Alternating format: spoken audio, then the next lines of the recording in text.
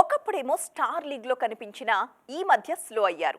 Health issues కారణంగా break తీసుకున్న ఈ బ్యూటీ తరువాత బాలీవుడ్ మీద ఫోకస్ పెడుతున్నారు. ఎక్కువగా డిజిటల్ ప్రాజెక్ట్స్ మీదే దృష్టి పెట్టిన శామ్ అందులోనూ యాక్షన్ రోల్స్ కి ఇంపార్టెన్స్ ఇస్తున్నారు. ఆల్రెడీ రిలీజ్ అయిన షోస్ తో పాటు సెట్స్ మీదున్న ప్రాజెక్ట్స్ లో కూడా అలాంటి క్యారెక్టర్స్ ప్లే చేస్తున్నారు. సమంత ఇమేజ్ ను పూర్తిగా మార్చేసిన project the family man 2.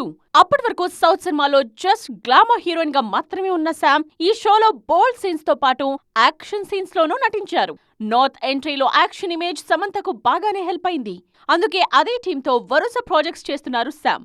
Already the family man 3లోనూ సమంత కనిపించబోతున్నారన్న హింట్ ఇచ్చారు మేకర్స్. ది ఫ్యామిలీ మ్యాన్ 2 తెరకెక్కించిన రాజన్ డీకేనే రీసెంట్ గా రిలీజ్ అయిన సిటాడల్ హనీ బన్నీ కూడా దర్శకులు. హాలీవుడ్ లో సూపర్ హిట్ అయిన సిటాడల్ ను ఇండియన్ నేటివిటీకి తగ్గట్టుగా మార్చి తెరకెక్కించారు రాజన్ డీకే. ఈ షోలో ఏజెంట్ గా యాక్షన్ రోల్లోనే కనిపించారు శామ్. ప్రెజెంట్ రక్త బ్రహ్మాండ్ అనే భారీ వెబ్ సిరీస్ ను రూపొందిస్తున్నారు రాజన్ డీకే. పీరియాడిక్ జానర్ లో తెరకెక్కుతున్న ఈ సిరీస్ లో ఆదిత్య రాయ్ కపూర్, అలీ ఫజల్ కీలక పాత్రలో నటిస్తున్నారు. ఈ షోలో సమంత యువరాణిగా కీలక పాత్రలో నటించబోతున్నారు. అంతేకాదు ఇందులోనూ యాక్షన్ రోలే ప్లే చేస్తున్నానని చెప్పారు శామ్. దీంతో శామ్ ఇక రెగ్యులర్ గ్లామర్ రోల్స్ కు గుడ్ బై చెప్పేసినట్టే అన్న డిస్కషన్ జరుగుతోంది.